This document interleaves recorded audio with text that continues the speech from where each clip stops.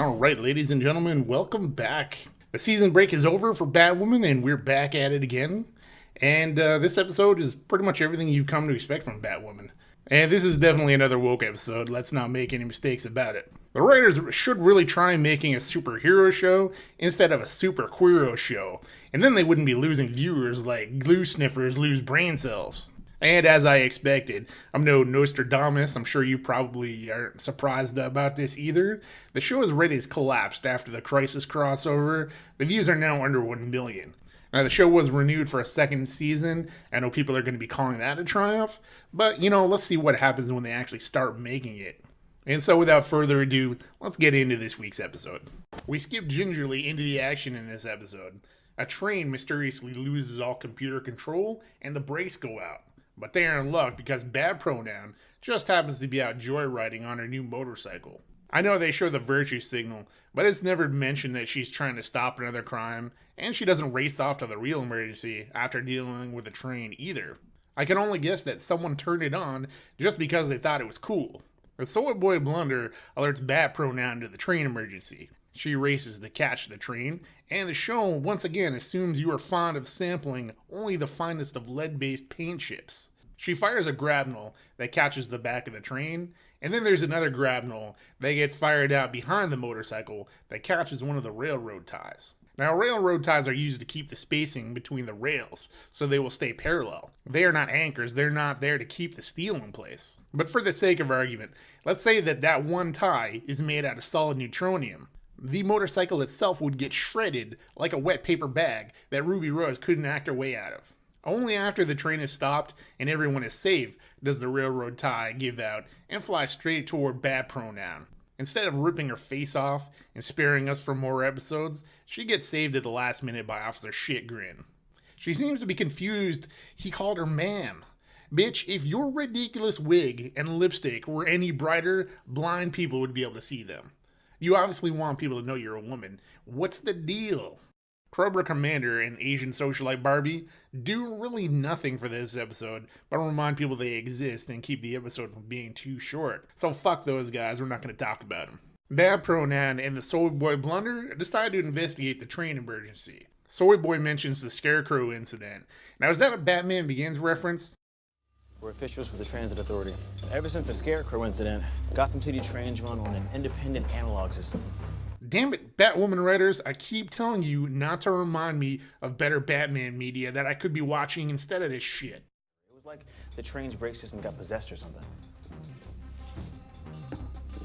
Please don't touch that. Great. Well, that made this harder by about 100%. We see the Soy Boy Blunder being made to look like an idiot again, as the world's most average gumshoe almost immediately finds the hacking device that they used to sabotage the train. Was Agent Alphabet in charge of searching the train, or did they just not search this car? There's no way they could have missed that glowing red light, even with the train lights turned on. A toddler with a couple of Easter egg hunts under their belt would have found that device within minutes. Theoretically, have something to do with it. Yeah, it's a packet analyzer. It intercepts and jumbles traffic as it passes over a digital network. The hacker probably used it to hijack the train's brakes remotely. The writers don't know the first thing about hacking. They seem to think that anyone with a simple hacking app on their smartphone can cause civilization to crumble. I love to dig, because when I dig, I find all the secrets you bury. Did you just get? Same thing. If I can hack your subway, I can hack your phone, computer, home security. Everyone in Gotham simultaneously falls victim to a malware attack by an animated GIF. Click the link and help me raise $5 million by midnight on Friday, where your secrets come out. Yes, you heard that right. The criminal mastermind is asking for people to crowdfund a ransom payment. How millennial of them. The Soy Boy Blunder somehow uses the hacking device to track down the location of the hacker. Don't ask me how. The writers couldn't be bothered to figure it out, so I'm not doing their work for them. Bad Pronoun then heads to the hacker's location. One of Gotham's many abandoned warehouses, it seems. One of you needs to start talking.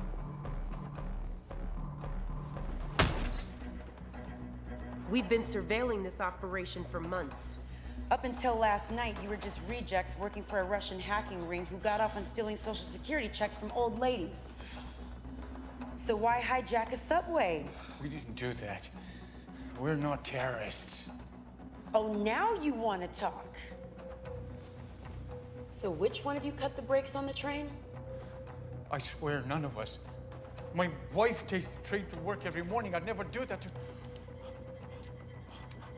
Which one of you cut the brakes? I have to say, Agent Alphabet trying to be intimidating is fucking hilarious.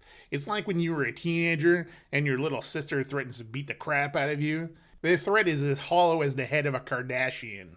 Agent Alphabet says that they've been watching them for weeks, running their social security scams. Now, wouldn't that be the job of the FBI to investigate that? And what the fuck was her ultimate goal? Was she just letting them do their thing, just hoping they might do something more seriously? And these guys, they are never seen again for the rest of the episode. They're not involved in the train incident at all. The episode makes this abundantly clear. Why the fuck did the hacking device send Bat Pronoun there? Ah, right. Because the script said so. Bat Pronoun and Agent Alphabet take the time to have a heart-to-heart about Alphabet's marriage problems from when heterosexual husband left because he thinks that she is something of a low-flying bush pilot. Back at the Batcave, the investigation continues. The Soy Boy Blunder is serving his ultimate purpose of telling everyone how awesome Bat Pronoun is, and then giving the details of this week's MacGuffin. Kicking bad guys' asses to protect your city is pretty damn courageous. You said it yourself. I'm the most famous face in Gotham. Their image of me is not me. They think you're a hero, okay? You are. This is going to help you. It's an electric charge disruptor. It'll kill every electric current within a 100-meter radius for 10 seconds. How does that help us? Because whoever hacked Gotham probably has a firewall on her phone strong enough to resist this. So we narrow down her location, kill the power, her phone stays on, boom. You keep saying her. Right, I was just about to get to that. Consider us both guilty of making assumptions. So I did an offline reverse audio modulation of the talking terrier emoji to access the hacker's actual voice. If I can hack your subway, I can hack your phone, computer, home security cameras. It's a girl. Like a young girl. Play it again. If I can hack your subway, I can You hack hear your that? phone. Lower the computer, voice, home amplify the security background. Your subway, I can... Right there. Isolate that. You hear that? That melodic tone. It's a bell. I recognize it. I know where she recorded this. Most vile, lawless place in the world. Gotham Prep. The fucking Batwoman writers could not even be bothered to Google what a firewall is. A firewall would do as much to prevent the electrical current from being disrupted as toilet paper. Even 3ply. Bat Pronoun's brilliant plan is to superhero land from the gym ceiling in the middle of a high school dance and demand the hacker give herself up. And of course, no one takes her seriously, so she uses her disruptor device to kill the power, and then uses her magic bat vision to track the one phone that is still turned on. Bat Pronoun brutally confronts the hacker, only to find that her motivation for committing cybercrime is because she's a clam digger. Yes, that is completely true. Torres, and I wasn't gonna crash the train. My grappling hook begs to differ. I was on it, controlling it from my phone. I was gonna stop it, but you stopped it first. Whatever, it was a dumb prank. What the hell were you thinking? I'm sorry, okay? Chill. Why don't chill? Look, I really am sorry. I just thought if I could scare my parents into thinking I almost died, they'd just be happy I was alive and forget their daughter was a freak. You're not a freak. I am to them. I'm, gay. My mom and dad thought they'd been raising some BTS-loving heteronorm. Now they sleep clutching rosaries and want to disown me. All of a sudden, Frumps McGurk shows up specifically for the LGBT. How she knows LGBT is the hacker is never mentioned. Once again, the writers can't be fucked. They do throw in a line that Frumps McGurk saw a picture that one of the students took a Bat Pronoun at the dance. She must have some kind of Google alert set up for Bat Pronoun or something. I don't fucking know. Frumpy looks like she would get winded by carrying a jug of her tidy cat litter into her apartment. But we're supposed to believe that she can kick this locker hard enough to make the lock pop off? Also, notice the locker isn't even dented.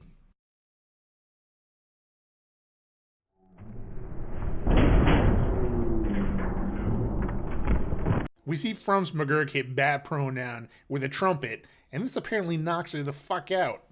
Then she hits LGB Team with the same trumpet, and she just falls to the ground, but other than that, she's completely fine. Frumps' brilliant plan is to use the LGB Teen as bait to get Bat Pronoun to take off her mask, which she does. LGB Teen is so in awe that she forgets that a psychopath is threatening to kill her, and she starts gushing about how awesome it is that they both chow down on rainbow cookies. I drive by your real estate firm every day. Hi. Hi. I just read The Advocate. Lesbian CEOs under 30. Oh my god, I was such a bitch to you earlier. Why didn't you say you were super gay? Kind of still trying to figure out how much to tell people. Frumps wants the LGB Teen to out Bat Pronoun's secret identity, or she will kill everyone in the high school with a hidden bomb. I need her to out my sister as Gotham's redheaded knight. It's fine. I'm obviously not going to kill her. I will kill everyone else in this school, though. I didn't know who to bring to the dance, so I brought C4.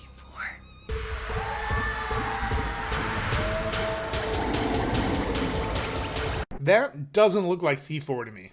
Anyway, how the fuck did she get it in there? It's under the DJ's table. Frumps did not know where to go until the dance had already started and people were taking pictures of Bat Pronoun. Are we supposed to believe that Frumps somehow snuck in a bomb while the dance was already in progress? Tell everyone. Fine. The hacking app for smartphones sends out a text message to Frumps McGurk showing her what she wants to see. But everyone else gets a notification about a bomb threat at the high school. I guess smartphone hacking apps can just do that these days. The movie Hackers gets more right about hacking than this fucking episode of Batwoman does. Bat Pronoun is once again judge and jury, saying the LGBT teen is going to do community service.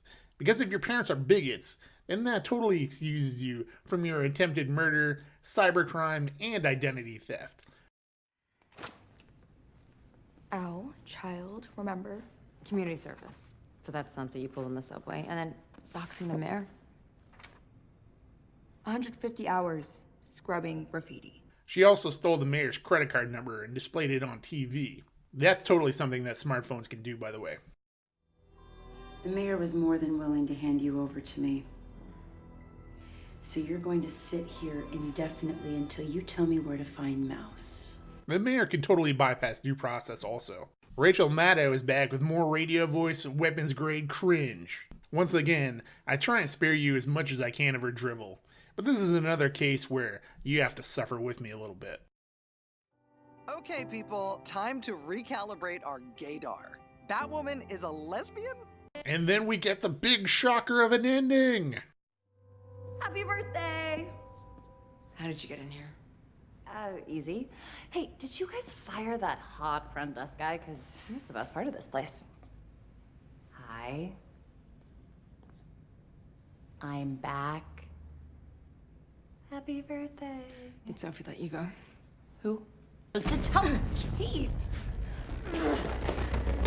Who are you? What's wrong with you? Ow! Ow! Who are you? Me, Beth. Oh my god! Fuck me, this show is complete shit. The virtue signaling has to be the worst out there I've ever seen in a show. I actually don't care to see anything worse than this. So no recommendations are needed at all. What kind of world do the writers think we live in? They make it seem like gays in America are an equivalent to Jews in Nazi Germany or something, and it's fucking ridiculous. No, I know things aren't perfect, but this is the best time in history ever to be alive as a member of the Alphabet Squad. I have no sympathy at all for the supposed sympathetic villain they were trying to make out in this episode.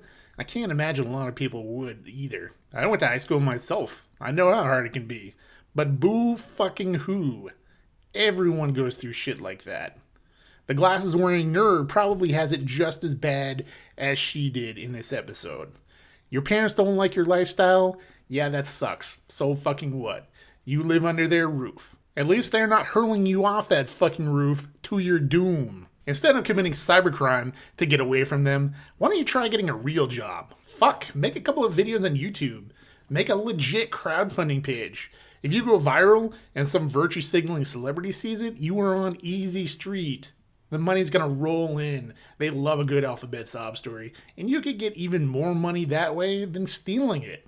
So once again, fuck you, Batwoman. I am done with this fucking episode. Never want to watch it again, but I will see you again for next week's episode, and it can't be worse than this one. So thank you for watching. Rate, comment, subscribe, do all that crap. I really appreciate it, and I'll see you then.